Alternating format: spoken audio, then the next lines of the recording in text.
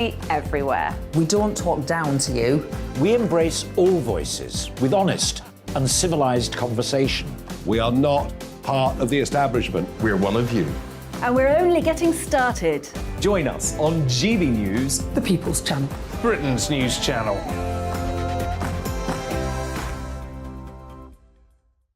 Hi there, it's Stephen and Anne. At breakfast from 6 a.m, you'll always be caught up with everything you need to know, the latest headlines, opinions and debates. We'll bring you the good news and the bad, but most of all, we're here for you. Remember, send in your views and let us know what you would like us to talk about. That's because we're your news channel. And every morning at 6 a.m, it's breakfast on GB News. My name's Tom Harwood and join me 9:30 a.m. every weekday for The Briefing, your one-stop shop for everything you need to know about what's going on in politics today. I wonder if this is a deal that might need to be like the biscuits in this factory, twice baked. Is there not an opportunity here to win out against the extremes? Tom Harwood, GB News. What are you going to do about it? Things should have been done differently, and they certainly are being done differently. Don't miss it. The Briefing with me, Tom Harwood, 9:30 Monday to Friday on GB News. Where would you like to go? Just take me to the studio, please, Matt. You know where you're going. I've got a show to do. Friday Night Feast on GB News, 7 p.m. And it's like nothing you've ever seen before. We take a different angle on the week's biggest news stories. The viewers and listeners set me some absolutely mad challenges to do. We tried to rehome a rescue dog. And yes, there's some other wacky stuff in there as well. I feel like I could take on the world. Well, that's that. Friday Night Feast with me, Patrick Christie's, every Friday, 7 till 9 p.m. on GB News. Be there.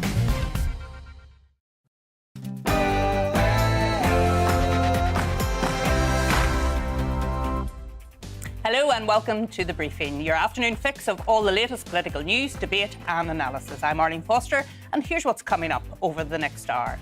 With the Conservative leadership contest down to the final two candidates, I'll be speaking to two Conservative MPs supporting Rishi Sunak and Liz Truss about their plans for the premiership. We'll be talking about how planning and housing need to take into account rural communities to strengthen their opportunities. The Italian Prime Minister resigned this week after failing to harmonise his coalition government. With the general election triggered, I'll be speaking to Italian journalists about what to expect in the coming weeks.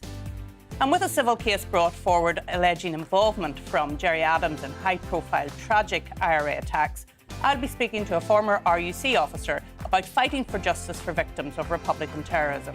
And as ever, give me your political briefing. Send in your views and opinions by emailing gbviews@gbnews.uk or tweet me at gbnews.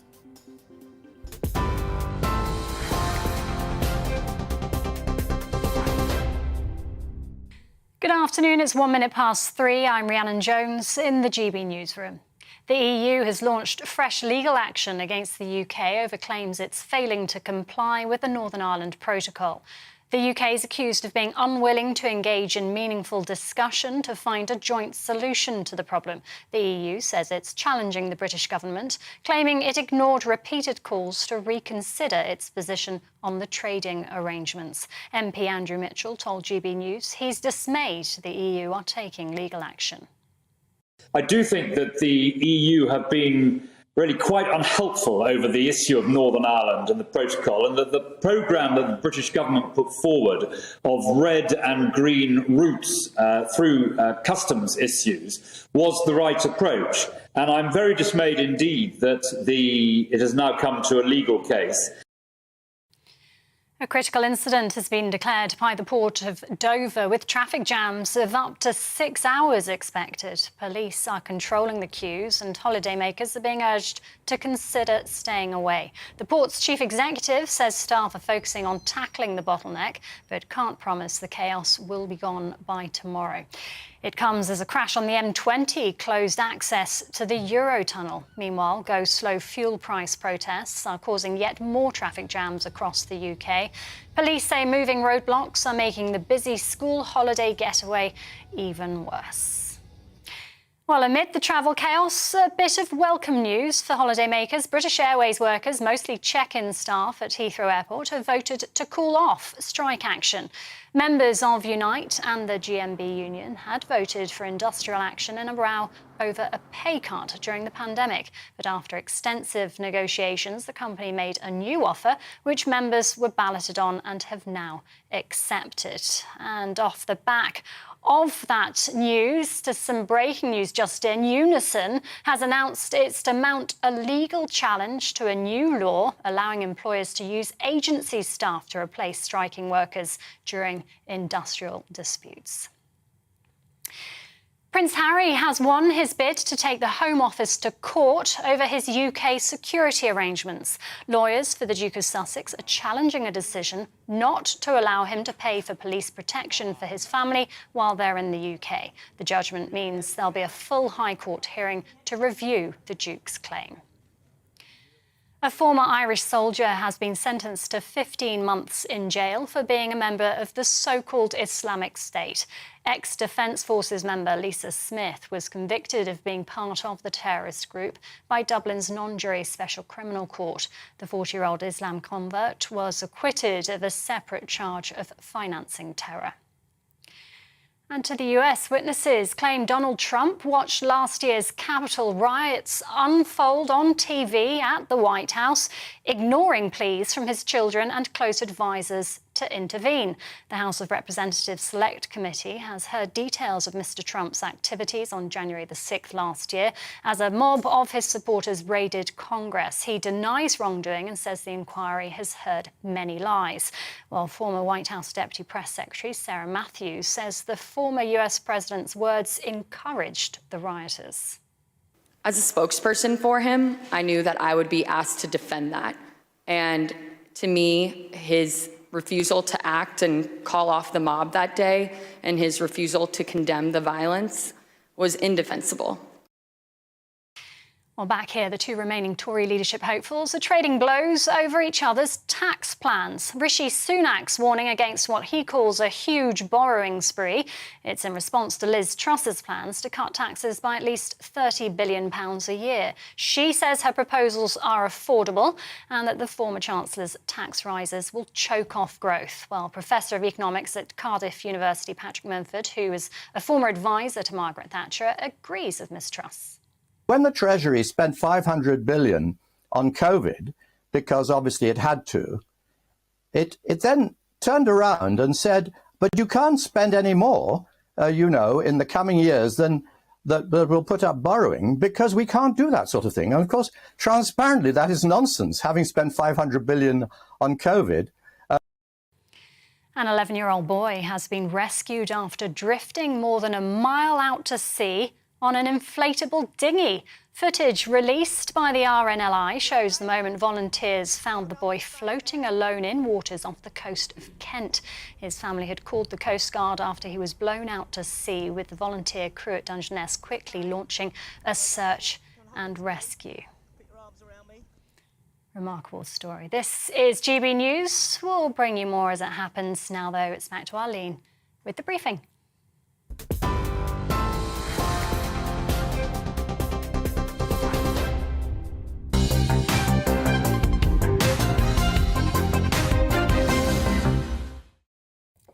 Welcome back to the briefing. Well, the European Commission are launching 4 new legal proceedings known as infringement procedures in a backlash against what they claim are breaches of the Northern Ireland Protocol. The terms of the agreement they claim are being violated are border checks on goods, excise duty collection, VAT for e-commerce and alcohol duty. The new claims are in addition to previous infringement procedures announced on the 15th of June. And joining me now in the studio to have a look at today's announcement is our very own Tom Harwood. Tom, this is very much a ratcheting up, isn't it, of hostilities between the EU and the UK government? It certainly is. It was only last month that 2 legal proceedings were brought against the United Kingdom on what so-called SPS checks, that the UK isn't putting the full force of those checks on the flow of goods between Northern Ireland and Great Britain, but also on reporting trade statistics data. It really is that pernickety when it comes to just simply which spreadsheets we fill out. That's case for a legal action. But of course, 4 more today. One about the risk of smuggling that the EU talks about. That's the grounds for one of them. And then 3 of them, it's about the fiscal risk to the EU, that we're not implementing their sorts of tax measures, whether that's excise duties on goods in Northern Ireland, specifically new EU rules on alcohol duty, but also new EU rules on e-commerce and VAT. Now, the UK has 2 months to respond to this legal action. So it'll be one of the first things in the in tray of the new Prime Minister, whoever he or she is, in around a month and a half. But it's interesting to look at the context of this. That's 6 pieces of legal action launched against the UK by the EU. But it's not just the UK that the EU, a very legalistic organisation, likes to launch action against. Actually, if we look at the EU's very own single market scoreboard, so they call, here is a little picture up that we can show viewers on television. It shows that actually there are 837 pending infringements against the EU's own member states. Top of the list comes Spain with 58. Remember, the UK has 6. Next, it's Italy with 50. Greece has 49. Germany, 48. And France, 39. In fact, the only countries on the green in this checklist are Croatia and Denmark and the like. So really, when it comes to the UK potentially breaching specific terms of treaties, we're really not alone here. We're not alone, but of course, this is the one that will get the attention. And certainly it comes at a time when the Conservative Party are choosing their new leader and the next Prime Minister. Do you think that's a coincidence? I don't think it's necessarily a coincidence. No. Of course, the EU could have brought this legal action at any specific point it wanted to. The point that they're bringing against, for example, whether we've reported certain statistics data or not, is a really peculiar thing to pick up upon. And it seems like the EU has just been scouring through for any small technical failure to follow specific rules, whether intentional or not, in order to create this row, to bring up this pressure. And of course, that is, as the UK is proposing unilateral action on the protocol, the EU wants to apply as much pressure as it can, not only this legal action, but of course excluding British scientists from the Horizon 2020 research funding scheme. Now, of course, in the withdrawal agreement, the EU agreed that the UK could participate in that scheme. Non-EU countries do, plenty of them, Switzerland, Israel, for example, Israel even. Yeah, but we're currently being excluded from it as a bit of a tit for tat. So yes, I think there does seem to be a big political element to this, as well as a legalistic one. Of course, and there was always a practical solution to the issues around the border, but it was always a political issue as well, Tom. And this, I think, probably will help Liz Truss in the Conservative race, because she will be seen to be tougher on Europe than perhaps Rishi Sunak. Certainly, it's a very interesting thing. The European Research Group and the leading lights of that group sat down with all of the Conservative candidates a little while ago, back when there were more than 2. And it's interesting to see that even before the end of this contest, people like Steve Baker and Bill Cash and Mark Francois and those people that are leading the ERG, they decided to endorse Liz Truss. Despite having voted Remain, she seemed to be one of the strongest people when it comes to the protocol. And it's interesting that Rishi Sunak, despite him having voted Leave, even though some people say he didn't campaign particularly visibly for it, it's interesting that the ERG didn't put their backing behind him on this issue. And more to come on all of that, because, of course, this week, the final 2 Tory candidates to succeed Boris Johnson was whittled down to Liz Truss and Rishi Sunak, setting off a summer of debate and battle to become the Prime Minister. Liz Truss has pledged around £30 billion of tax cuts, proving a popular move with Tory members, but opponents and some economists have raised concerns that such a move could exacerbate inflation and lead to further austerity. Well, I'm very pleased to be joined by Greg Smith. Greg is backing Liz Truss for the leadership. It's good to see you, Greg. Thanks for joining me this afternoon. Tell us why you believe Liz is the right choice for a Conservative leader, and more importantly for the rest of us, the Prime Minister of the United Kingdom. Absolutely. Good afternoon. I think Liz, for a start, is the candidate with the broadest experience in government. She was an education minister, Secretary of State for Justice, Secretary of State for the Environment, Chief Secretary to the Treasury, International Trade Secretary and Foreign Secretary. She's got a massive scope of experience across many government departments, but also she's the one that's proposing a truly conservative, small state, low tax, free market agenda, which is one that after a few years of largely having to be reactionary in government, reactionary to the pandemic, reactionary to the result of the Brexit referendum, getting Brexit done. We now need to go back to a more sustained programme of government based on those principles that have seen us so successful and seen the economy grow in the past. And Greg, you will have heard supporters of Rishi Sunak and Rishi Sunak himself talk about this is not the time for a borrowing spree because of the lower tax that has been suggested by the candidate that you're supporting. Just how is she going to make the books balance when she suggests that we should cut these taxes?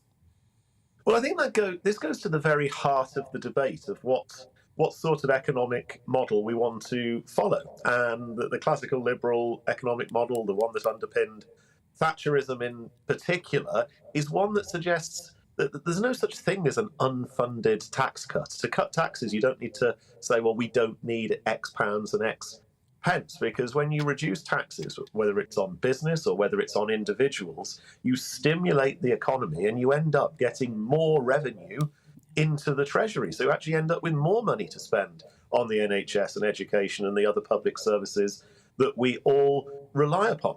And in the height of a cost of living crisis, where the price of the fuel pumps, the price in the supermarkets, the price of people's energy bills are going up, largely because of factors the government can't control, the one lever that we absolutely must pull at the moment, that we can't afford not to pull, is the one that reduces tax bills and keeps more money in people's pockets so they can afford the bills that are going up for factors outside of any government's control. Well, you will have heard me speaking just before you came on, Greg, about the EU Commission's latest move in terms of Northern Ireland Protocol, the fact that they have launched these 4 legal procedures against the UK government. What's your take on that, and what do you think Liz Truss's reaction to that will be, given that the Northern Ireland Protocol bill is still going through Parliament at present?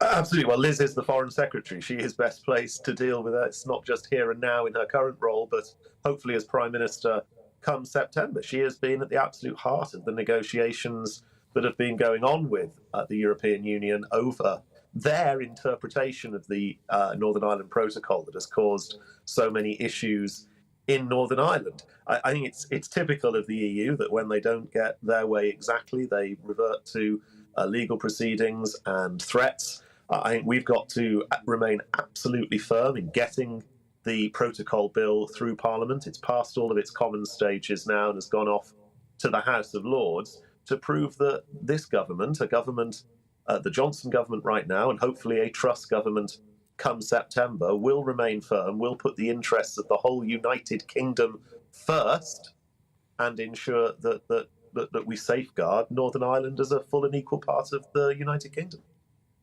And so, Greg, just very finally, if you had one thing you would like Liz Truss to do on day one of going into Downing Street, what would that be?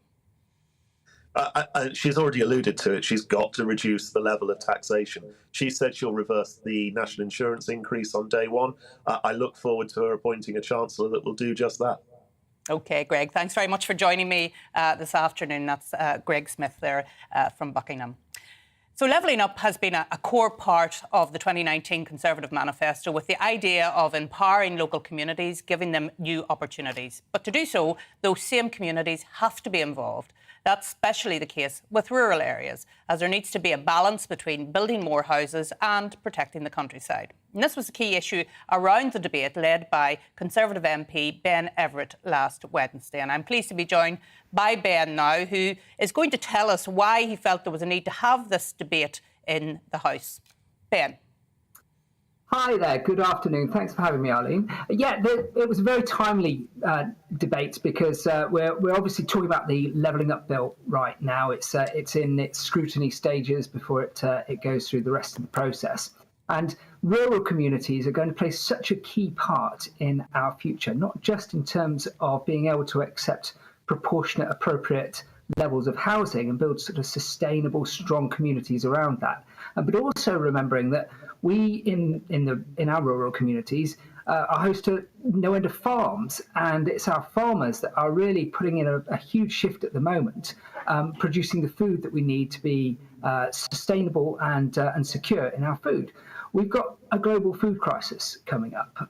We know this. We know because of the situation in Ukraine and in Africa that there is probably not going to be enough grain to give the world bread. And so we need to do our bit in the UK, produce as much food as possible, produce a surplus of grain and sell some to the rest of the world. And to do that, we need to make sure that we get all of our agricultural land productive. And that means making sensible decisions about what we do with it. And my argument is, of course, that once you lose agricultural land from productivity into these massive sprawling housing estates, it's gone forever. And what is more is you also lose the character and the definition of villages and market towns. So we can achieve our massive housing targets, but we need to think about it properly, get the right type of houses in the right place, the right price point, so they need to be affordable, and to the right environmental standards. So stepping back, involving rural communities in that discussion will get much more buy-in from at an early stage through the planning process. It means cheaper, more efficient planning for developers. It means more houses built overall on a net basis for the country. And it means sustainable communities. And it's interesting because when we hear about levelling up, it's normally about towns, isn't it, Ben? And we don't normally hear about rural communities when we talk about levelling up. So that's something new, and I think something that we should note. But also you represent Milton Keynes, which of course is a planned town. It's not an organic town. It's something that was produced from scratch. Do you see that as a way forward, coming together, rural dwellers, town dwellers, and deciding on what is the best way forward? Is that what you're talking about? Sort of, yeah. I mean, the Milton Keynes is a fascinating example. I would say that, wouldn't I? But we've got a beautiful example of how to do planning really, really well. So Milton Keynes works because back in the 1960s, it was just really well planned. So we've got grid systems, we've got built-in green spaces that are also, as well as recreation and sort of there for people's well-being, they act as floodplains, and you can put paths and cycleways through them as well. Wonderfully well-planned city. But also now what we've got is kind of the examples of bad planning as well. So we've got these big sprawling estates being sort of bolted on the outside of Milton Keynes. And what that's doing is, as well as putting pressure on the infrastructure, social infrastructure such as schools and medical centres, as well as the actual physical grid roads, it's essentially wrapping a ring around Milton Keynes and making it just less effective in the eyes of the original planners. So we've got good lessons and bad lessons that we can learn. My argument in particular is more about looking at levelling up, about where we need to level up, and noting, as you pointed out there, it's not just about towns in the north. It's we've got coastal towns that need levelling up, but there are also areas of London that need levelling up. Levelling up at its heart is about opportunities. It's about people and communities, and catalysing those opportunities to get sustainable economies growing and standing on their own 2 feet.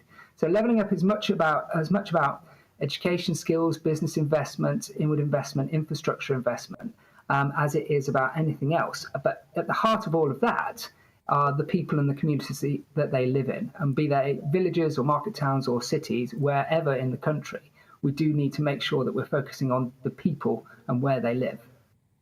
Well, Ben, it would be wrong of me to let you go without asking you about the other big story that we're covering today, which of course is the Tory Leadership Challenge, and to ask you if you had declared yet for one of your colleagues.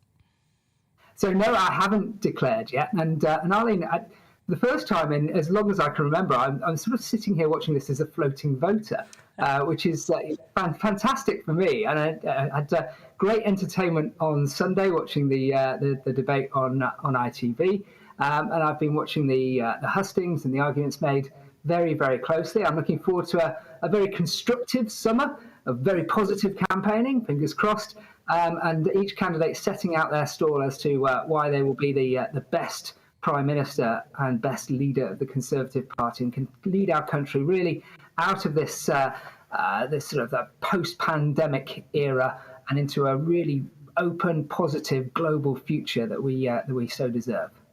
Well, Ben, thanks for joining us this afternoon. We look forward to seeing you again soon. Well, Italy is in political crisis as Prime Minister Mario Draghi has resigned again, but this time after losing a no confidence vote. And I'll be joined by Italian journalist Deborah Bonetti to see what this means for the country. But before that, let's take a look at the weather. Hello, I'm Aidan McGivern from the Met Office. We've seen some showers developing this afternoon and even some thunderstorms. That risk continues for the rest of the day, but not everywhere will see wet weather. Some places will stay dry. The far north of Scotland, closest to an area of high pressure, will mostly be fine. Northern Ireland additionally, and for the far southeast and the far southeast, mostly avoiding the showers, but in between some wet weather and heavy, slow-moving showers could cause some issues for East Wales, central and southern England during the rest of the day. Some large surface water accumulations on the roads, for example. Showers then drift northeast overnight, continuing to affect central and eastern Scotland for a time. 15 Celsius for Glasgow, 14 for London, so most places mid-teens and a more comfortable night for sleeping, I think, compared with earlier in the week. And in some spots, some sheltered areas, a fresh start with temperatures in the single figures first thing. Now, once any early showers in the east have cleared away, that's where we'll see the brightest skies during the afternoon. For many, the cloud thickens from the west, it turns breezy, and for Western Scotland, Northern Ireland, western parts of England and Wales, we'll see spells of rain. Low 20s in the north and the west.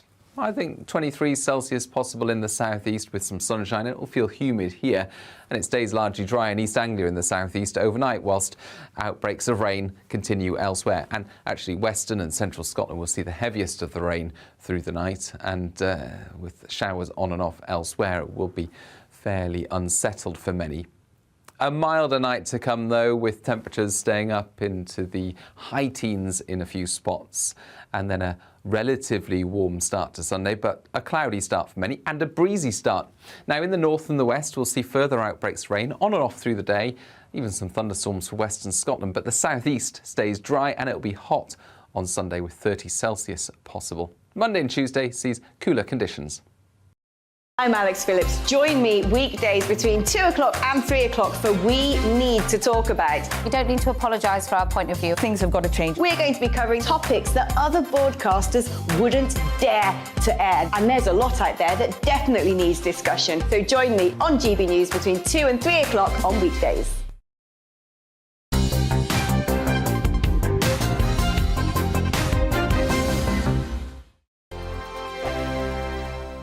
We are GB News. We're right across this great nation. On TV. On radio. On digital. Absolutely everywhere. We don't talk down to you. We embrace all voices with honest and civilised conversation. We are not part of the establishment. We're one of you. And we're only getting started. Join us on GB News, The People's Channel. Britain's news channel.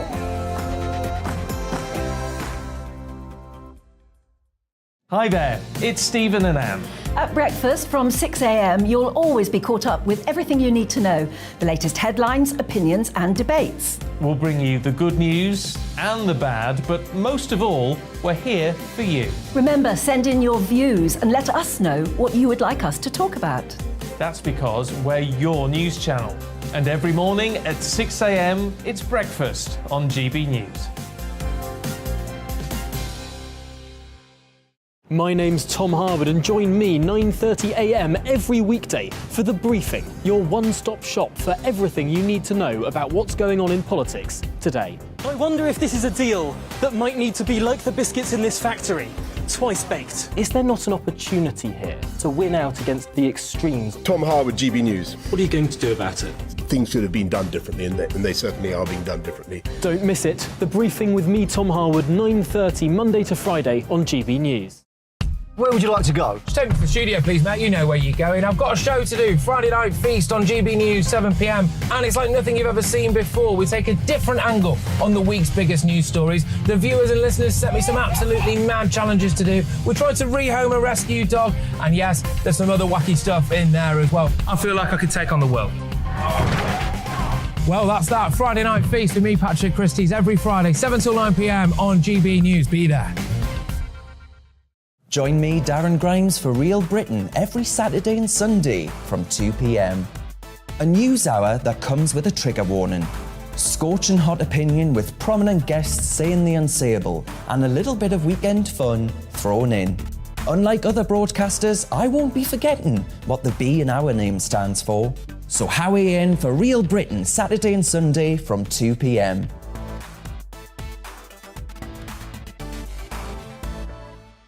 Hello, I'm Patrick Christie's. And I'm Mercy Moroki. Make sure that you join us Monday to Thursday, 10 a.m. until midday, right here on GB News for To The Point.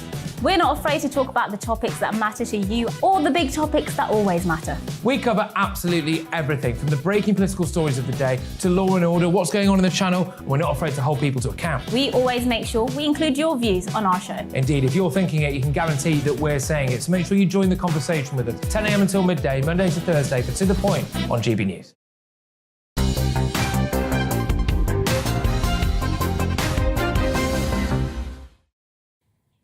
Welcome back to the briefing. Well, Mario Draghi has resigned as Italian Prime Minister. The Italian Prime Minister had already handed his resignation a week ago to the President, Sergio Mattarella, but he had asked him to remain in post. And after he failed to win the support of his coalition partners in a vote of confidence in Parliament, Mario Draghi then resigned. Early elections will be held on September the 25th. And joining me now to discuss the events in Italy is Deborah Bonetti, journalist for Il Giorno. Deborah, thank you for joining us. Just bring our listeners and our viewers up to date with the current political situation in Italy, Deborah, if you will. Yes, well, as you probably know, one of our papers yesterday titled Italy Betrayed, because that's how most Italians feel. It seemed inevitable that somebody like Mario Draghi, who was so well received by Italy's population, by countries abroad, he has a reputation for being serious, for being somebody who sticks to his word, gets on with the job. It was inevitable that he was not going to last, not in a country like Italy.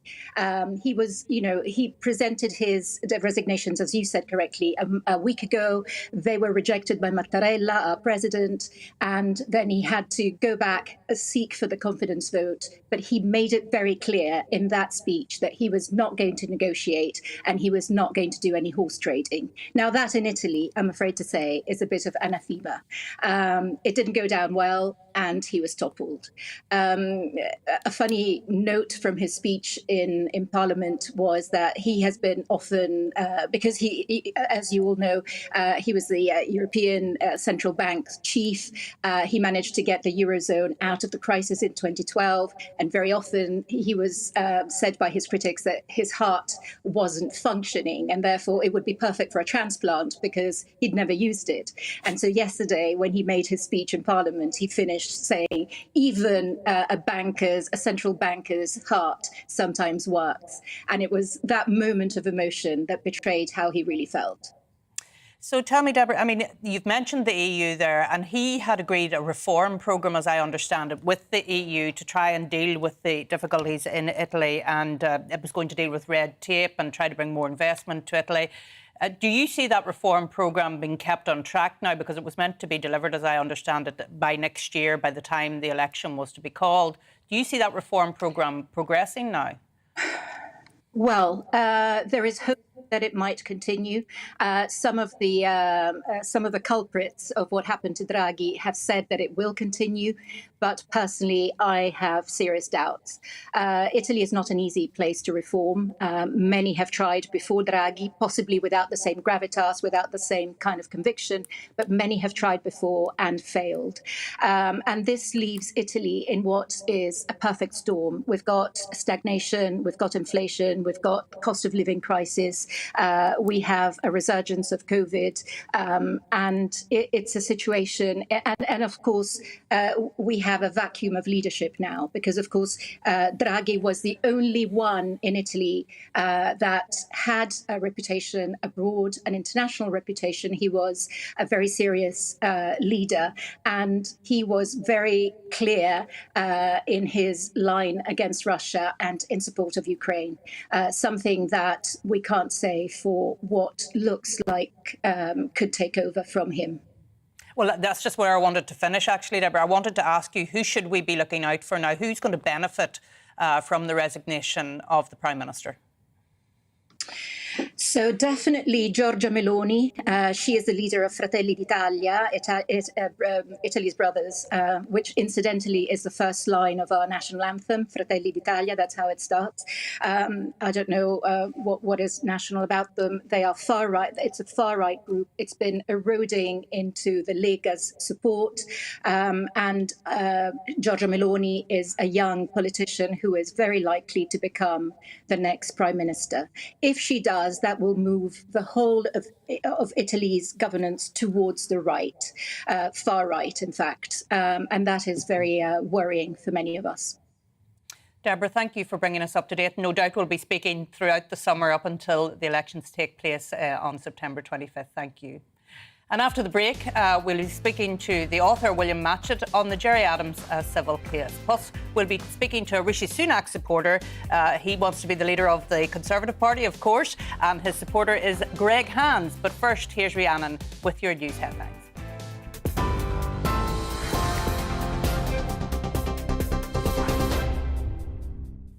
Thank you, Arlene. It's 3:33, your top stories from the GB newsroom.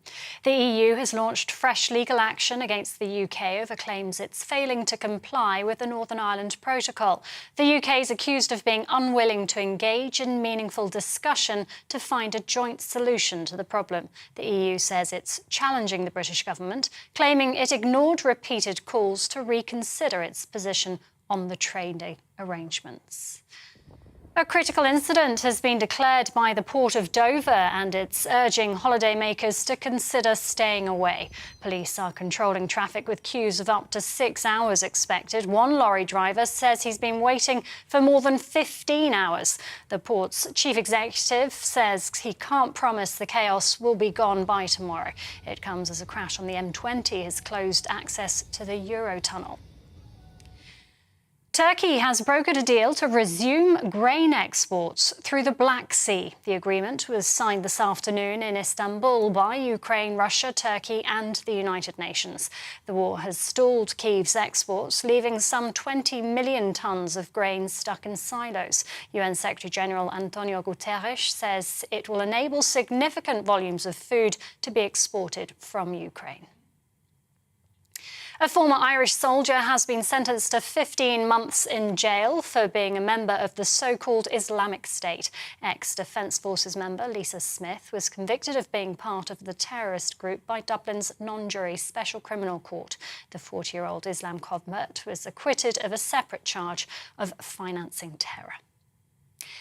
TV online and DAB+ radio, this is GB News.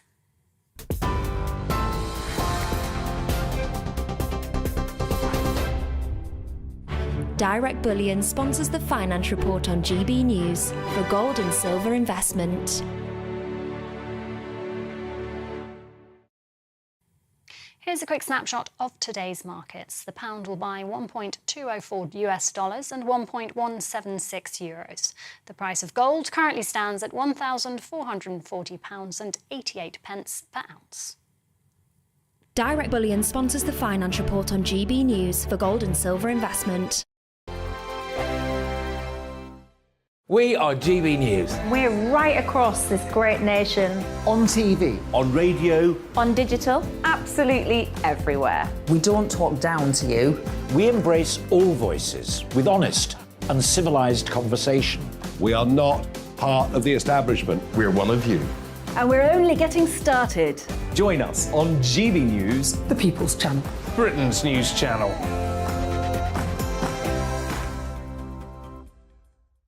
Hi there, it's Stephen and Anne. At breakfast from 6 a.m, you'll always be caught up with everything you need to know, the latest headlines, opinions and debates. We'll bring you the good news and the bad, but most of all, we're here for you. Remember, send in your views and let us know what you would like us to talk about. That's because we're your news channel. And every morning at 6 a.m, it's breakfast on GB News.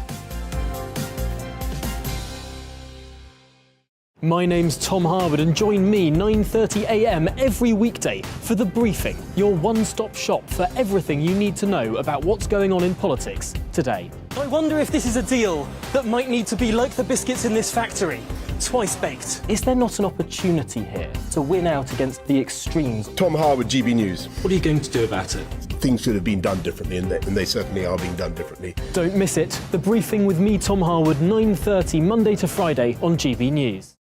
Where would you like to go? Just take me to the studio, please, mate. You know where you're going. I've got a show to do. Friday Night Feast on GB News, 7 p.m. And it's like nothing you've ever seen before. We take a different angle on the week's biggest news stories. The viewers and listeners set me some absolutely mad challenges to do. We tried to rehome a rescue dog. And yes, there's some other wacky stuff in there as well. I feel like I could take on the world.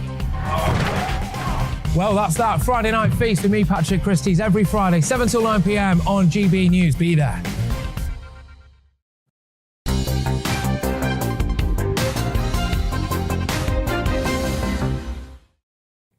Welcome back to The Briefing. A few weeks ago, we brought you the news that the former leader of Sinn Féin, Gerry Adams, is facing a civil case brought by victims of the 1996 Manchester and London Dockland bombings and the 1973 O'Bailey car bomb attack. They are alleging that his involvement in these high-profile cases of domestic terrorism was very clear. And Mr Adams rejects all of those allegations. Well, joining me now to discuss the progress of this case and legacy in general is former Royal Ulster Constabulary Special Branch Officer William Matchett. William, thank you so much for joining me this afternoon. And you are very much aware of this case, William, and I would presume you support these victims in taking this case against Gerry Adams. Yes, thank you for inviting me on the programme. Arlene, I feel for the victims, the innocent victims of terrorism from what is commonly called the Troubles here. And the civil action, from what I can see, they're part of a community that has been left behind by the peace process here, ignored and overlooked. And what they're calling out for now is some truth and justice.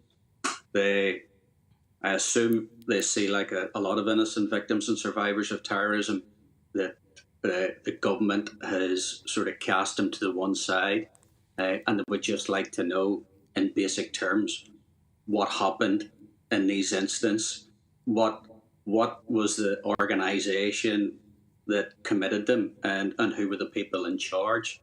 Yeah. I think it's like a lot of people are searching for answers and not getting them, and it seems their only outlet is to go through the civil courts. And I think for our viewers and listeners, maybe they need to recall that the Belfast Agreement, which many people see as the peace agreement for Northern Ireland, really didn't have a lot in it in dealing with victims' issues and dealing with those who had suffered the most during the Troubles. And my goodness, this week we have had some anniversaries, including the anniversary just yesterday of Bloody Friday in Belfast. And you may recall that, William, over 20 bombs going off at different times, people running about through Belfast city centre, 9 people killed and over 130 people injured. That was a horrific time, and yet there still seems to be this search for justice. Yep, it's at times people overlook the basics, and to a large extent from 98 we're getting fed a dangerously false narrative, and it's partial, it's subjective. But Northern Ireland in 1969 to 98 in the Belfast Agreement was essentially the worst outbreak of violence in Western Europe since Hitler. Now the Balkans sadly overtook that, and it's described by a lot of theorists as an insurgency, an irregular war. At a point it almost looked as if the main aggressor, which was the Provisional IRA, that they looked as unbeatable as Hitler when he was invading Poland. It didn't seem as if there was any hope. They wanted to, they declared war on democracy, on the people, and through what they called armed struggle, not unlike Putin's special military operation, they wanted to forcefully remove Northern Ireland from the United Kingdom. And their tactic was essentially murder. As a Taoiseach, one Fitzgerald famously said, the Irish Premier, that if you murder enough people, you become the peace party. And essentially, they were the main aggressor because Northern Ireland here, what you described, Arlene, on Bloody Friday and all those atrocities, it was like a 30-year crime scene. And the Belfast Agreement, the narrative that's been churned out from that, has almost been a cover-up, not to embarrass the main aggressor, because the main aggressor was put into government and it was brought in from the cold. And that essentially, when they put their arms beyond use, that was an end. That was the ceasefire. That was an end to largely to most of the violence. But the price for peace was appeasing terrorism, and I don't think there's anybody would actually turn around and deny that. And I think, William, knowing a lot of people who have come through the Troubles, myself included, there's a lot of people who feel that if they want to get justice for their families or for their loved ones, they're seen to be dragging the peace process down instead of moving on with the peace process. And of course, if a peace process is to mean anything, it is that people come together through reconciliation. It's incredibly difficult to come together through reconciliation if there's a rewriting of what actually happened during those awful years. Isn't that the case? Yes, well, it all comes down to, again, it's truth and justice. With that comes understanding. What's our knowledge? And I remember after 9/11, you had Gerry Adams being interviewed about how awful this terrorist attack was in the Twin Towers in America, which it was, and essentially coming out with, the journalist was asking, well, would you see the provisional IRA in the same light? And you'll find that what he said and the answer of a lot of Republicans who have that sort of provisional Republican ideology, they see what they did as killing and murder as somehow ethical, and that it's different. And that's about an ideology. It relies on a big lie, and that big lie is murder is okay. Yeah. So when it came to the peace deal, people were thinking, right, we're going to put that right because it was wrong. But nobody's asked the question, of the people we put in power. Do they believe that these killings, unlawful killings, were crimes called murder? And that's been swept under the carpet, which means those basic values of right and wrong that's where people see the moral compass being totally smashed when it came to the Belfast Agreement, where we don't want to look at what the provisional IRA did, which was committed the majority of killings during that period, because they don't consider them as crimes. But we want to look at the state, because now we're putting the state on trial and we're saying that soldiers and police officers committed all these awful things. And it becomes very one-sided, in which all these innocent victims, the people who have sort of stood in the sidelines and really said nothing, have been totally overlooked, and they've watched people who have been convicted of serious crimes now calling themselves combatants, peacemakers, and with the crazy definition of a victim, which equates to like a 9/11 hijacker now being, in the eyes of the law, a victim. And that bonkers started 20 years ago, and I think it's bewildered a lot of decent people, especially in England, who don't follow events here as closely as we would.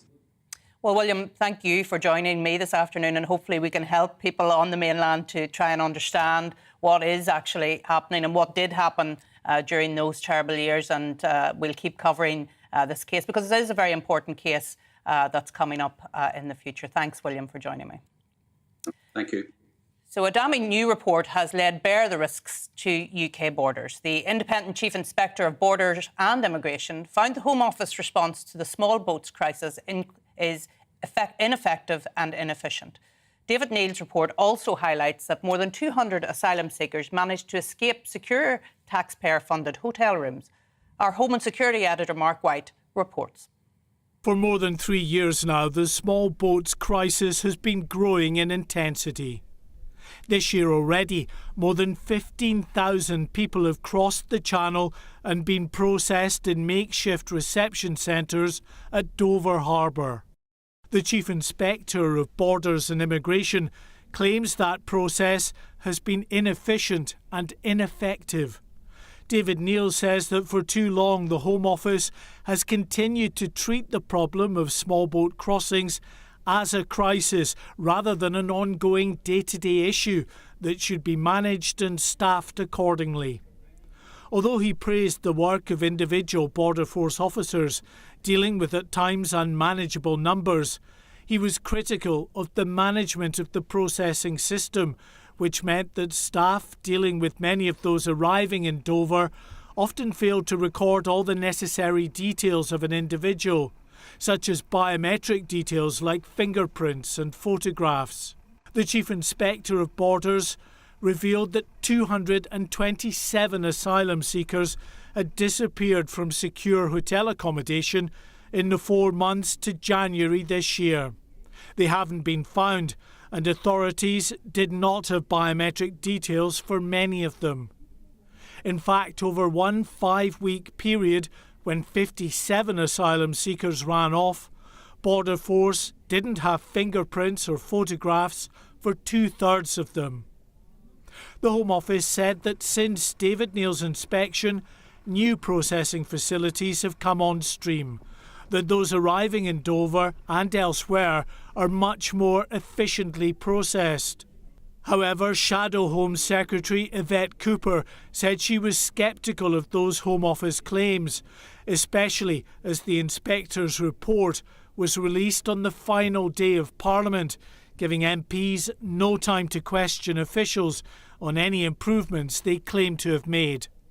Mark White, GB News. So as the Tory leadership race hots up further, Rishi Sunak yesterday told LBC's Andrew Marr that he flew home at Christmas to oppose the imposition of a December lockdown. And he further asserted that he is the best placed candidate to lead the nation.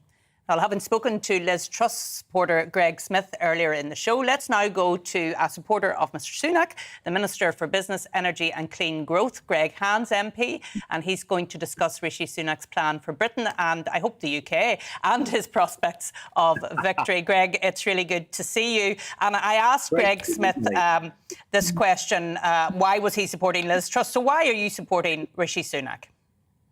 I'm supporting Rishi. Look, I think they're two great candidates, I'll be quite frank. I'm not here to criticise Liz or anybody else who was in the race. I just think that Rishi Sunak has got the best economic knowledge and background and experience, guided the UK economy through the pandemic, I think, really well in terms of the financial support given to the economy during that time. I think he also appeals better to those all-important floating voters right the way across the country, who I think he's best placed to take on Labour under Keir Starmer, but also the Lib Dems and the SNP, which I think is an important part of this election as well.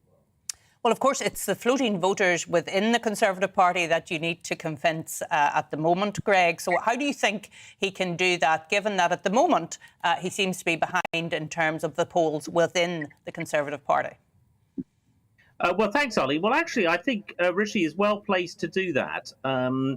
Last night, sorry, the sun has just come out, so we've got some slightly odd light on the face, but slightly unexpectedly, although not that given the fact it's July, it shouldn't have been that unexpected. But look, I think Rishi came out with me last night in Chelsea, and I was really impressed and struck by the enthusiasm for Rishi. We were outside the Chelsea Westminster Hospital. We went down to the World's End Council Estate. We went to the Chelsea Muslim Centre. We went to Chelsea Theatre. We did a really broad cross-section of the community, and I was really struck by the enthusiasm across the community for Rishi Sunak. And that, I think, is really important for our next Prime Minister to have support and enthusiasm right the way across society. Well, do you know what I find a little bit strange, Greg, is the fact that, I mean, Rishi was a Leave voter, Liz Truss was a Remain voter, but it sort of appears to have flipped at this moment in time because the Remainers seem to be supporting, if I can call them that at this point in time, given that it's 6 years ago that we had the referendum, the Remain people seem to be supporting Rishi, and yet the Leavers seem to be supporting Liz Truss. What do you put that down to? Well, it is a curious thing, Arlene. You know, I was in the Remain campaign with Liz, and she was Liz Truss, and she was very prominent in the Remain campaign. She did quite a few events with George Osborne, with me and others. And of course, people will change their view on these different things. Rishi, of course, was an original Brexiteer and has carried on that position. But look, both of them are signed up, I think, to a similar agenda, respecting the result of the referendum and making the most of the opportunities that present themselves to the UK going forward. I think Rishi is well placed. He's already put through some key aspects of policy like free ports and some other things he wouldn't have been able to do in the EU, which I think are good policies. I think one of those free ports is going to come to Northern Ireland, by the way, I hope. Well, I hope so too. Given the European Union's declarations today, Greg, I hope they're not going to try and stop that as well. But what do you make of the EU Commission and what they've had to say today in terms of these 4 new legal procedures that they are announcing, given that they've already announced 2 legal procedures before this? Well, look, I think we all know the Northern Ireland Protocol isn't working. We all know the Northern Ireland Protocol needs fundamental change. I think most people across Europe realise that, those who are really engaged in the matter. It's worth adding that these kind of infraction proceedings the Commission take out all the time against member states of the European Union. So I don't think that we should think that we've necessarily done anything terribly wrong here. I spoke to Rishi about this earlier. His position is very strong. The UK must robustly defend its position. Some of the things like the e-commerce rules, these are exactly things which benefit the UK to have flexible e-commerce rules. But we also know that the protocol isn't working and it needs to be changed for the reasons you know as well as anybody, or better than anybody, Arlene, that it puts a significant impediment into goods traffic between Great Britain and Northern Ireland, and actually represents an instability in that, what can be quite a fragile relationship in Northern Ireland, and the protocol, needs fundamental change. Rishi is very much of that view as well. Well, I asked Greg Smith the same question, so I'm going to ask you this very quick question. What is it you would like to see Rishi doing in his first day in Number 10? Well, I think I would like to see Rishi doing his first day in Number 10, planning the economic course for the country over the next 2 years, showing exactly how we're going to take things. I think I'd like to see him also outlining on taking tough action on energy and making sure that cost of living, he already has introduced a whole host of measures this year, the £400 payment to people, the £150 discount on council tax. I'm not sure he's going to be able to do all of that on the first day, Greg, but thank you so much for coming on the show today and telling us about your support. Thank you. Well, you've been watching and listening to The Briefing with me, Arlene Foster. The show is back every Friday from 3 p.m. Up next, it's Nana Aquia. Hello, I'm Aidan McGibbon from the Met Office. We've seen some showers developing this afternoon and even some thunderstorms. That risk continues for the rest of the day, but not everywhere will see wet weather. Some places will stay dry. The far north of Scotland, closest to an area of high pressure, will mostly be fine. Northern Ireland, additionally, and for the far southeast and the far southeast, mostly avoiding the showers, but in between, some wet weather and heavy, slow-moving showers could cause some issues for East Wales, central and southern England during the rest of the day. Some large surface water accumulations on the roads, for example. Showers then drift northeast overnight, continuing to affect central and eastern Scotland for a time. 15 Celsius for Glasgow, 14 for London, so most places mid-teens and a more comfortable night for sleeping, I think, compared with earlier in the week. And in some spots, some sheltered areas, a fresh start with temperatures in the single figures first thing. Now, once any early showers in the east have cleared away, that's where we'll see the brightest skies during the afternoon. For many, the cloud thickens from the west, it turns breezy, and for Western Scotland, Northern Ireland, western parts of England and Wales, we'll see spells of rain. Low 20s in the north and the west. I think 23 Celsius possible in the southeast with some sunshine. It will feel humid here, and it stays largely dry in East Anglia in the southeast overnight, whilst